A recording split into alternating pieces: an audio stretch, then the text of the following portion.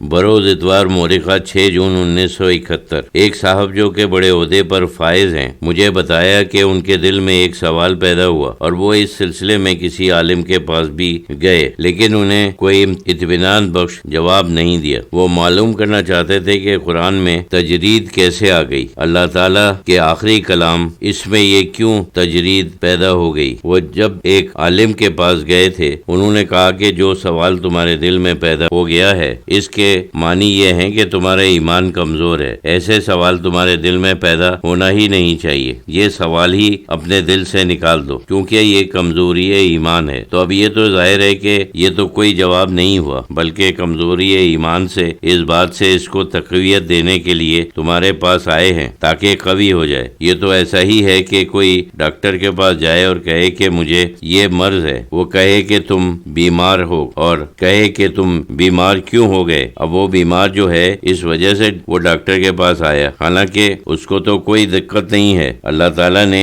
اپنی کتاب میں یہ سکھایا ہے کہ ہم کو تعلیم بتجرید ہونا چاہیے، اور انسان میں پوری زندگی تجرید کا ایک سلسلہ پیدا ہوتا ہے، پھر وہ بڑھتا ہے۔ یہ تجرید کا سلسلہ ہے، اس کے اصول ایمان کی طرف ہی اخلاق اور روحانیت میں تجرید ہے۔ اللہ تعالیٰ نے اس حدیث کو تسلیم کیا بلکہ اس کی تعلیم دی ہے کہ جس وقت میں کسی کو سکھاؤں اور اس کی روحانی اصلاح کروں، یہ عمل تدریجی ہونا چاہیے، ایک دم سے نہیں۔ یہ تو نہیں ہے کہ پورے اسلام کی ایک پوٹلی بنا کر اس کے سامنے پھینک دو بس یہ اسلام ہے، یہ تو نہیں ہے، بلکہ آہستہ آہستہ ایک ایک حکم دے کر۔ یہ تو اللہ کی تعلیم ہے، وہ ازل بھی ہے، یہ بھی تو ازلی حقیقت ہے، یہ تو اللہ تعالیٰ کی ازلی علم میں ہے، اس میں کوئی تضاد نہیں ہے، بلکہ یہ تو اللہ کی رحمت کی بھی ایک شان ہے کہ انسان کے اوپر ایک دم سے ایک بوجھ نہیں ڈالتا ہے، بلکہ آہستہ آہستہ اس کی طاقت بڑھا کر تو وہ بوجھ بھی بڑھاتا جاتا ہے تاکہ اس کی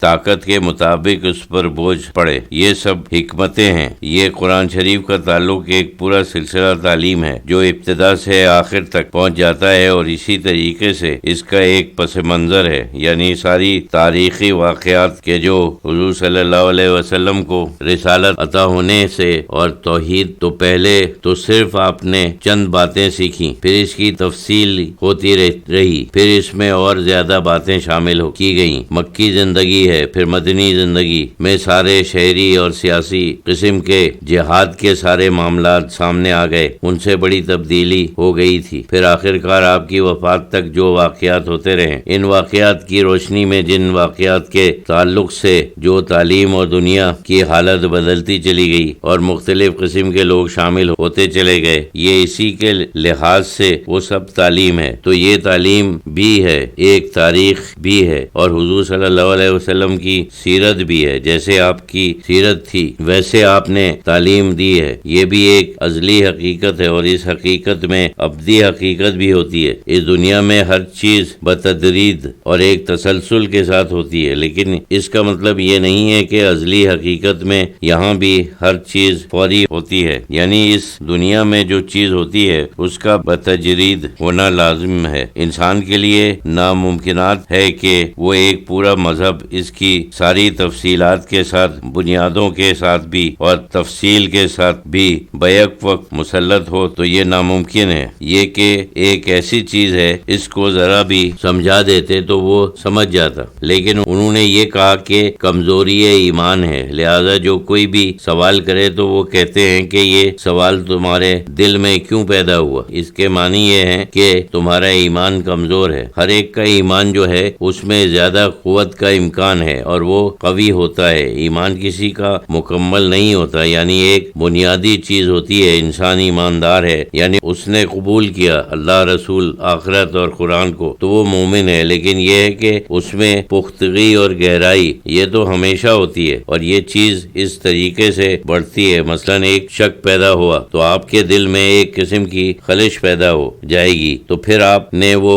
شک دور کرنے کے لیے کوئی راستہ دریافت کیا تو آپ کو اس کا جواب مل گیا، پھر اور زیادہ پختہ ہو گیا، اور پھر دوسری بار کچھ اور شک پیدا ہو گیا تو اس کو حل کرنے کے لیے آپ نے اور دریافت کیا اور آپ کو اس کا خاطر خواہ جواب مل گیا، تو پھر اور زیادہ ایمان پختہ ہو گیا۔ اس طریقے سے سوال جیسے کہتے ہیں کہ مثل ایک علم علم حاصل ہوتا ہے۔ پوچھنا ہی چاہیے شک کا پیدا ہونا سکوت اور الجھن اتنی نہیں ہے بلکہ الجھنیں ہیں۔ ایمان تو ہے، یقین تو ہے، لیکن ایک چیز سمجھ میں نہیں آ رہی، ایک الجھن پیدا ہو جاتی ہے۔ اس کا جواب دینا یہ تو کمزوری ہے، ایمان ہے، یہ تو اس کا جواب نہیں ہے۔ آج کل کے آدمی جو پڑھے لکھے مومن ہیں ان میں کچھ بحث در بحث ہو، کوئی الجھن ہو، لیکن بات تو ایسے نہیں ہے کہ اس کے اوپر الزام لگا دیا جائے کہ ایک دوسرا شخص ان کے دل میں یہ پیدا ہو گیا کہ اللہ تعالیٰ نے تبت یدا ابی لہب وتب، یہ ایک قسم کی لعنت ہے کہ اس کے ہاتھ ٹوٹیں اور وہ تباہ ہو جائے۔ تو انہیں یہ شک پیدا ہو گیا کہ